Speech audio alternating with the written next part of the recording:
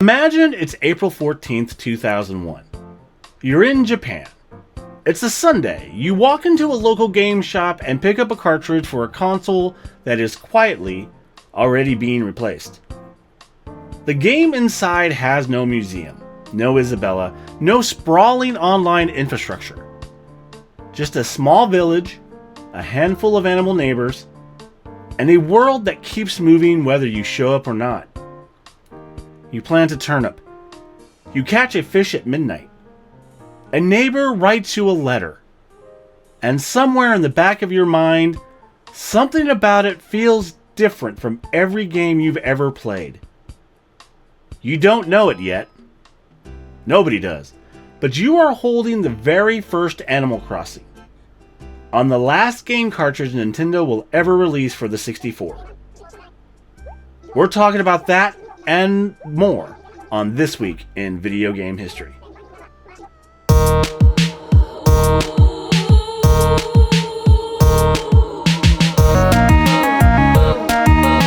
Welcome back, everyone, to This Week in Video Game History. I'm your host, Doug Coleman, and this week we are covering April 13th through April 19th, a week that gave us one of gaming's greatest cult classics that almost nobody played.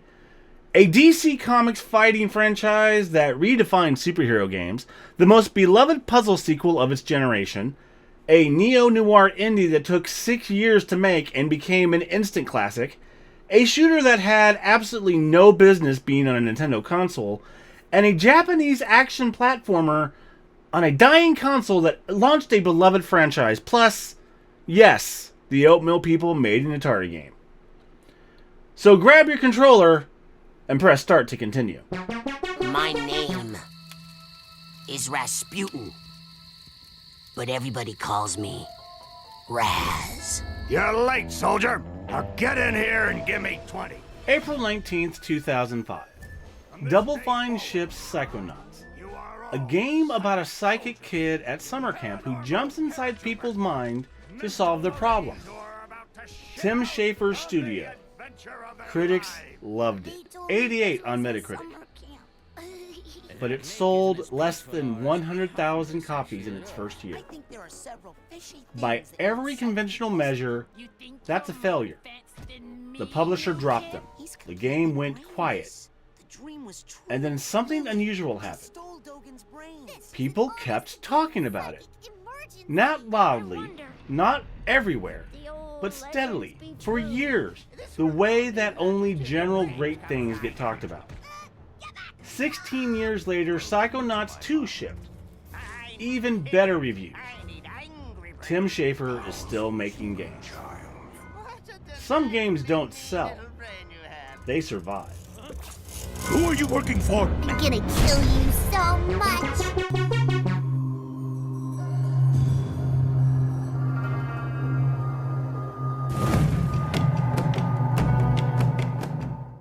April 14th, 2005, BioWare, coming off Knights of the Old Republic, ships Jade Empire, an action RPG set in mythological ancient China. Martial arts combat, a mortality system, 89 on Metacritic. It was an Xbox exclusive, which at the time seemed like a smart idea. Microsoft had money. BioWare had momentum. The game was genuinely great. Then, Microsoft shifted its entire focus to the Xbox 360, and Jade Empire got left behind. No sequel, no franchise, just a very good game that got caught in the middle of a platform transition and quietly disappeared from the conversation. BioWare went on to make Mass Effect, Dragon Age. Jade Empire became the thing that people bring up when they want to remind you that not every great game gets a second chapter. Proportions. Jade Empire.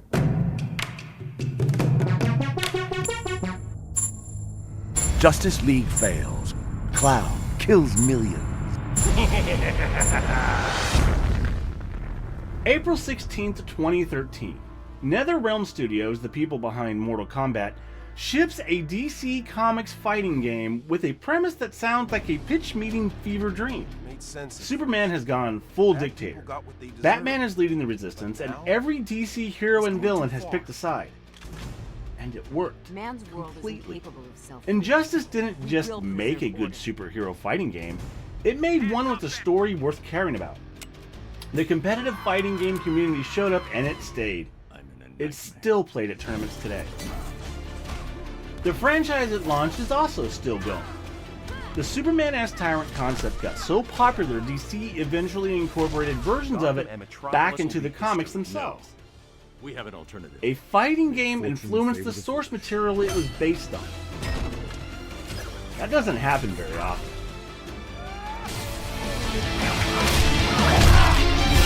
Get your people into position. Occupy any law enforcement you can. I'm on it.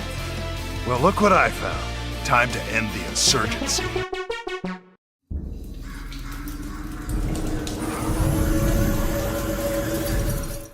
April 19th, 2011.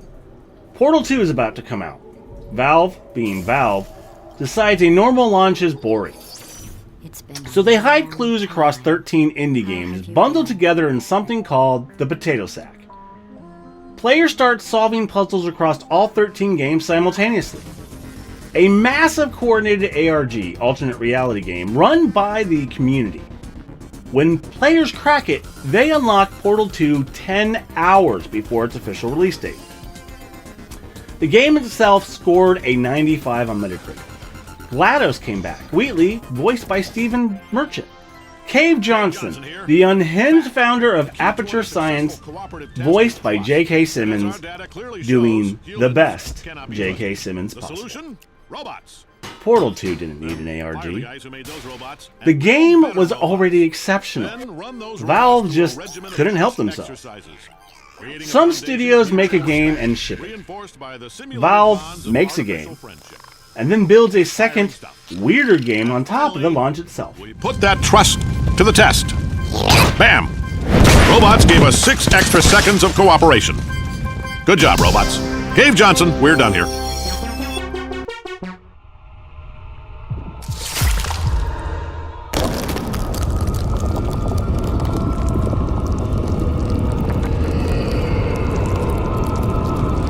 April 18th, 2019, Devolver Digital publishes Katana ZERO. One developer, Justin Stander, 6 years of work. You play a samurai assassin who can manipulate time. Every room is a puzzle. One hit kills you. One hit kills everyone else. The game lets you slow down time, deflect bullets, and rewind your mistakes. And then it sits back and watches you figure out the most brutal way to clear the room.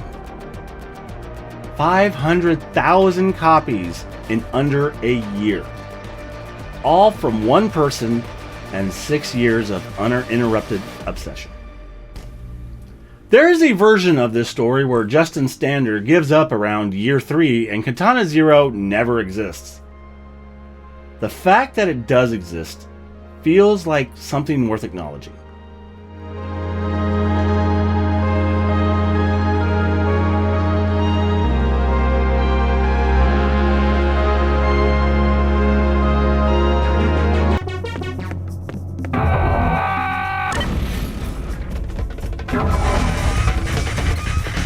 Damn, I guess this is the abridged version. April 14th, 2004. GameCube owners, all of them, were not expecting this. Serious Sam Next Encounter, a PC shooter rebuilt from scratch for Nintendo's little purple lunchbox by a studio called Climax Solent. 4-player split-screen co-op, waves of enemy, very loud, thoroughly improbable. The reviews were mixed. Nobody bought it. It has absolutely no reason to exist on this platform, and yet, here it is. Committed fully to the bit. This is the obscure platform pick of the week. It has earned the title.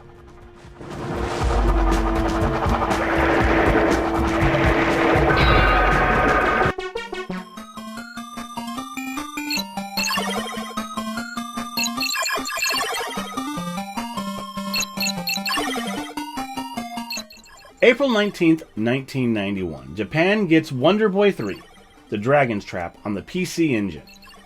North America got it on the TurboGrafx 16 as Dragon's Curse. Same game, different name, different platform branding. That's a whole other story. Here's what matters. This game was doing Metroidvania before Metroidvania was a word. You start as a human warrior cursed into a lizard man. Defeat bosses, transform, lizard, mouse, piranha, lion. Each form unlocks new areas. You backtrack. You build a map in your head. Super Metroid came out 3 years later. Symphony of the Night came out 6 years after that. Wonder Boy 3 was already there, on a platform most people in North America had never heard of. It got an HD remake in 2017. If you've never played it, that version is right there waiting.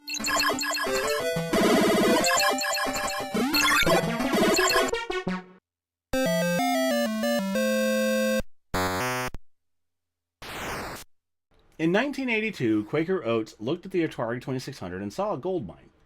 They weren't wrong exactly. The home video game market was exploding. Activision had already proven that third-party publishing was real money. Every major corporation in America was trying to get a piece of it. General Mills bought Parker Brothers. Quaker Oats went in a different direction and acquired a company called US Games. US Games shipped 14 Atari 2600 cartridges in under a year. Titles like Raft Raider, Tapeworm, and Commando Raid competed in a market suddenly overcrowded with exactly this kind of opportunistic publishing. Companies that smelled money, moved fast, and didn't stop to ask whether anyone actually wanted what they were making. None of their games became a hit. Then 1983 happened. The market collapsed, consumer confidence evaporated, retailers stopped buying. Quaker Oats quietly went back to selling oatmeal. The full story, how the collapse happened, and how Nintendo rebuilt the entire industry from the ground up, that's coming in The Crash, a 3-part special series on This Week in Video Game History.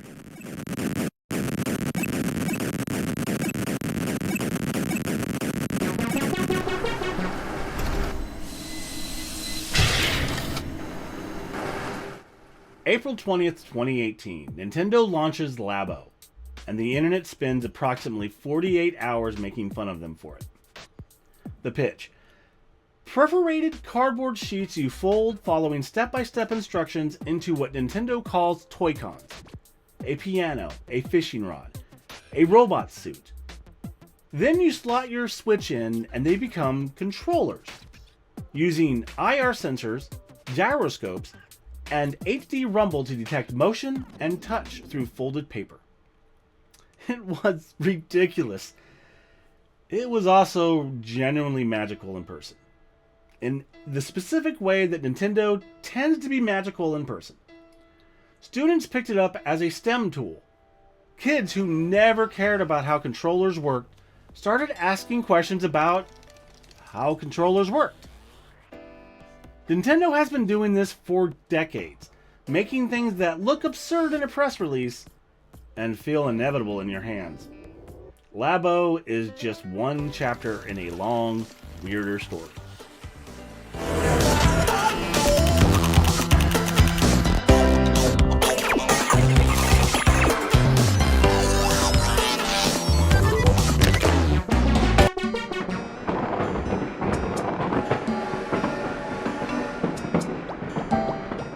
Before Animal Crossing, there was Dobutsu no Mori, Animal Forest, released in Japan on April 14th, 2001.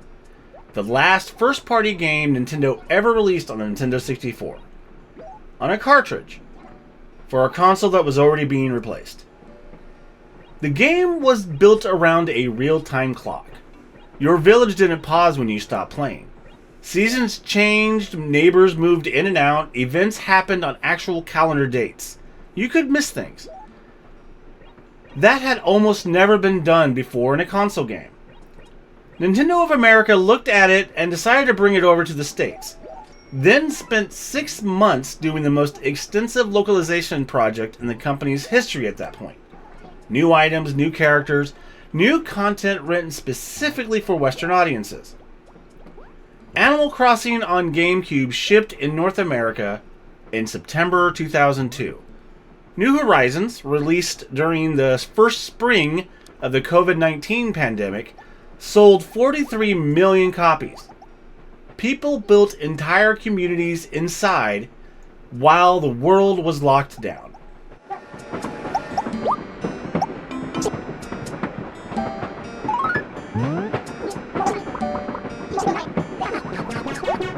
Imagine it's April 14th, 2001.